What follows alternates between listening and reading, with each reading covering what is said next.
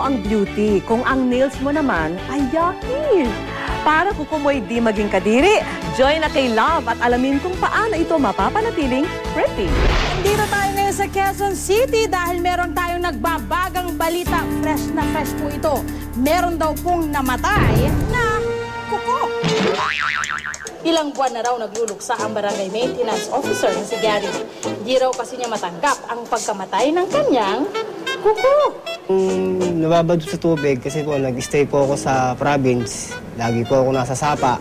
Yung nabaksakan ng appliances, yung kalahati po ng kuko, tatanggal.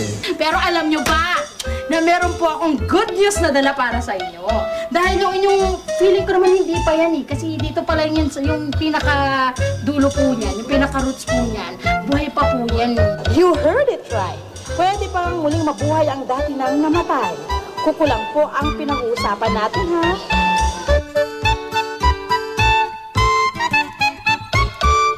Ang pagkabuhay ng kuko, nagsisimula raw sa pag-moisturize. Diyan magiging to the rescue ang petroleum jelly. Well, actually, ang petroleum jelly is a very good moisturizer and it can actually hold the water inside your skin, no? Kung kaya't maganda siya na occlusive, maganda siya na mag-soften yung skin mo, no? Gagawin nyo lang, kuya, kayo ng kapiranggot. So, ganyan lang po. Araw-araw nyo pong gagawin yan. Mas magandang gupitin ng pa-square ang kuko at hindi pa kurba. Huwag nyo pong kugupitan yung gilid niya. Kasi ang nangyayari po niyan, tutubuan ng ingrown na tinatawag. So, imbis po na lumabas yung kuko, bumabaon siya doon sa inyong laman. Kaya masakit. So, dapat po, pa-square lang na tinatawag. Ayan, kuya! Sana'y nakatulong ako sa inyong problema. At syempre, para po manatiling maganda yung inyong kuko at mabuhay muli, ipagpatuloy nyo po yung tinuro ko sa inyo, okay? Maraming salamat.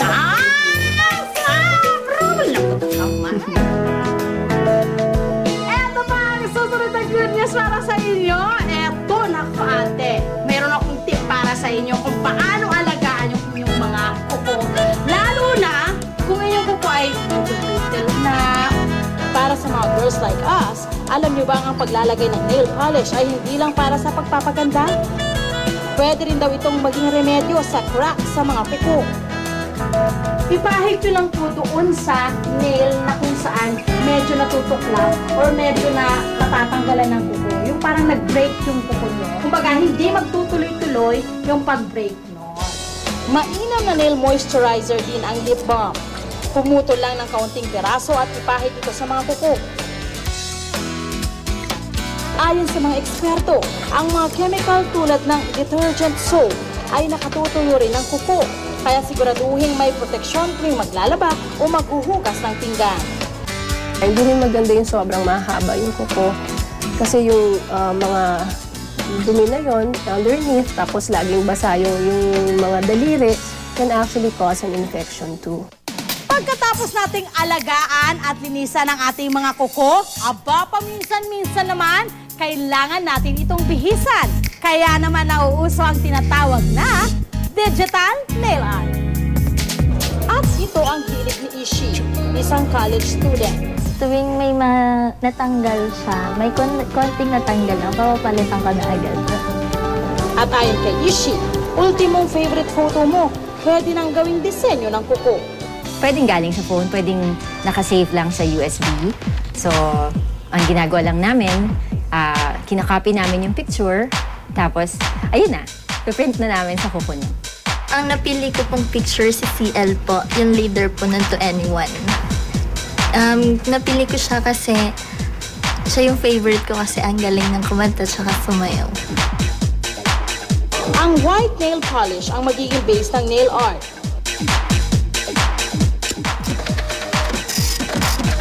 Nakakatuwa siya kasi ang high-tech na ng technology ngayon. Hindi mo na kailangan paghirapan yung paglagay mo ng nail art sa kuko mo. Lalagay mo na ganun yung kamay mo. Tapos instant nail art na siya. Pati ang sarili mong letrato, pwede mong ipalagay sa iyong mga kuko.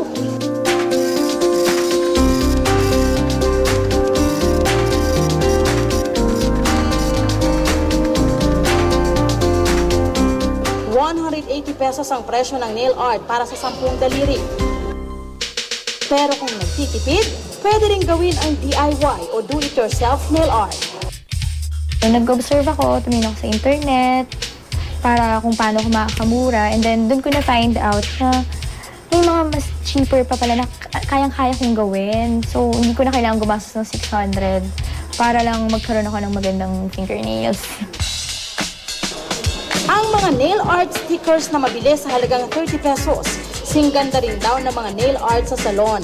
Pag natuyo na ang base na nail polish, idikit sa bawat kuko ang sticker na may magagandang design. Dagdagan ng accents gamit ang nail polish kung gusto nyo ng mas kakaibang look. Salon nail art look sa halagang 50 to 80 pesos, saan ka pa? And wait, there's more. Pati pala ang mga lumang dyaryo, pwedeng pang disenyo sa kuko. Let's go! Gupitin sa maliliit na square ang dyaryo. Pagkatapos matuyo ang nail polish, ilubog ang daliri sa alkohol. Ipatong dito ang mga pera-perasong dyaryo para dumikit dito ang mga letra nito. Ito ang instant pattern ng nail art ninyo. Yan ang edgy and unique newspaper design na siguradong magpapastand sa iyong mga kuko. Sa dami ng pwede natin gawin sa ating mga kuko, sino ang hindi maiingganyong pag-eksperimentohan ang mga ito? Basta't laging tandaan na kailangan natin silang pangalagaan para sa ating overall na kalusugan at kagandahan.